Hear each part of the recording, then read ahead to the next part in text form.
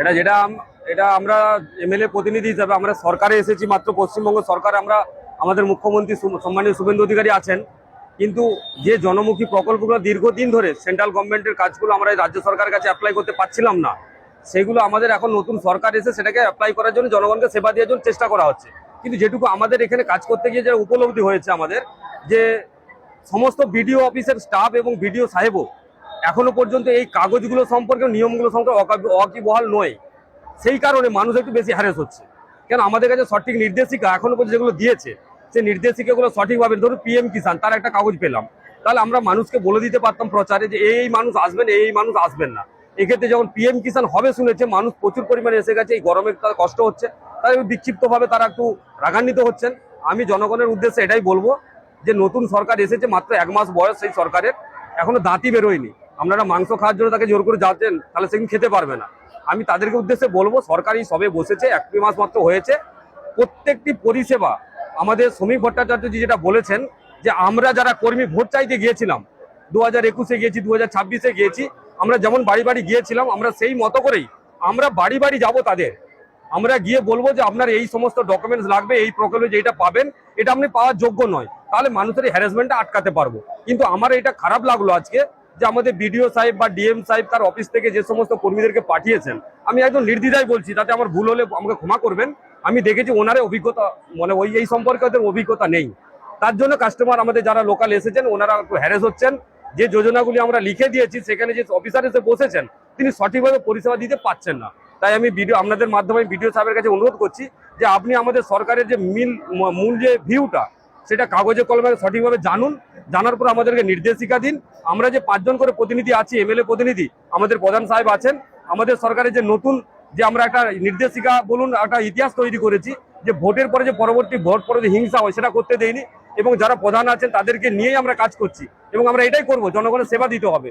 তো সেই জায়গাটা আমাদের সেবা দেওয়ার যে কাজটা যাতে ত্বরান্বিত হয় এবং বিডিও সাহেব সহযোগিতা করেন, এটুকু আমার আবেদন থাকবে, যে মানুষরা এত হ্যারেস হয়। হ্যারেস হচ্ছে বলে আমি কথাগুলো বললাম। যেমন রেশন দপ্তর, খাদ্য দপ্তর থেকে আসছে, খাদ্য দপ্তর থেকে এসে বলছে কিছু কিছু ক্ষেত্রে কাজ হবে, কিছু কিছু ক্ষেত্রে অফিসে যেতে হবে। কিন্তু সরকারি নির্দেশিকায় যেটা পশ্চিমবঙ্গ সরকার বলেছে যে মানুষকে ক্যাম্প থেকে, এই শিবির থেকে কোনো ঘোরানো যাবে না, আর ভুল থাকলে ক্যান্সেল হবে, কিন্তু নিতে চাইছে না। এই ধরনের আপনারা এমএলএ প্রতি হিসাবে তার জন্য কি বার্তা দিবেন? টোটালটা অব্যবস্থা। আমি দুঃখের সহিত বললাম যে বিডিও সাহেবের যে স্টাফেরা এসেছেন ওনারা অভিজ্ঞতা সম্পন্নই নয়। এই কর্মচারীরা প্রকৃত অর্থে মানে পার্মানেন্ট কর্মচারী না মানে কন্ট্রাকচুয়াল আছে, এটা আমার ভাবতে অবাক লাগছে। কারণ আমাদের যে সাধারণ কর্মীরা আছে তারা যেটা বোঝে উনি বুঝাতে পারছেন না। আমি বারবার বলছি, বিডিও সাহেবকে বলবো দায়িত্ব নিয়ে, আমাদের এসডিও সাহেব আছেন, আপনাদের মাধ্যমে বারবার বলছি, প্রথমে ওনারা আগে ক্লিয়ার হোক সরকারের ভিউ কি আছে। সরকারের ভিউ ক্লিয়ার হওয়ার পরে জনগণের কাছে ভিউটা অ্যাপ্লাই হোক। কিন্তু ওনারাই ক্লিয়ার নয় বলে আমার মনে হচ্ছে, ওনারা এই সম্পর্কে ক্লিয়ার নয়।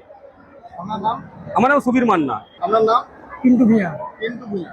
আপনার কাছে প্রশ্ন, যে এখানে ভূমি দপ্তরের বিভিন্ন রকমের কাজ হচ্ছে, তার মধ্যে কয়েকটা জায়গায় ছোট ছোট ভুল এসবগুলো হবে, কিন্তু ওনারা বলছেন আমরা কাগজ নিয়ে নেবো কিন্তু রিসিভ দেবো না।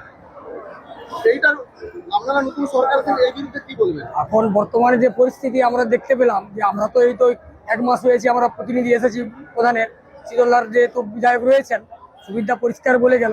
আমরা যেগুলো বলেছেন সে বার্তাগুলোর প্রতি আমরা মানে সম্পূর্ণ আমরা নিজেরাও এখনো কনফিউজ হয়ে গেছি, জানতে পারছি না। সেই জায়গায় আমরা কালকে মাইক প্রচার করেছিলাম, অনেকে জিজ্ঞেস করেছে, আমরা সেই বার্তাগুলো সঠিকভাবে আমরা পৌঁছাতে পারিনি জনগণের কাছে।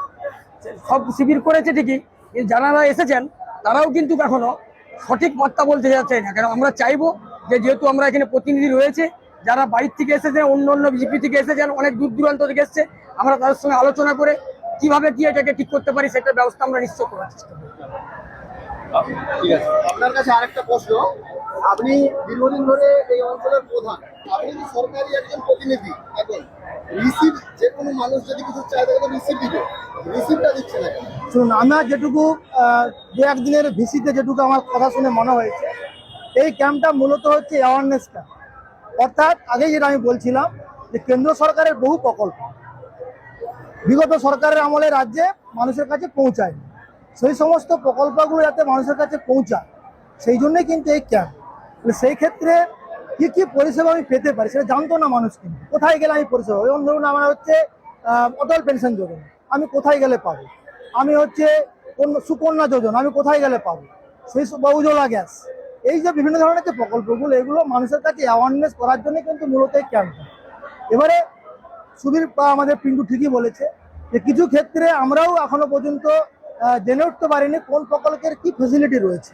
তার ফলে আমাদেরও মানুষ আমাদের কাছকে আসছে, এদের কাছকে আসছে, আমরা ঠিক লোককে বলতে পারছি না বুঝিয়ে।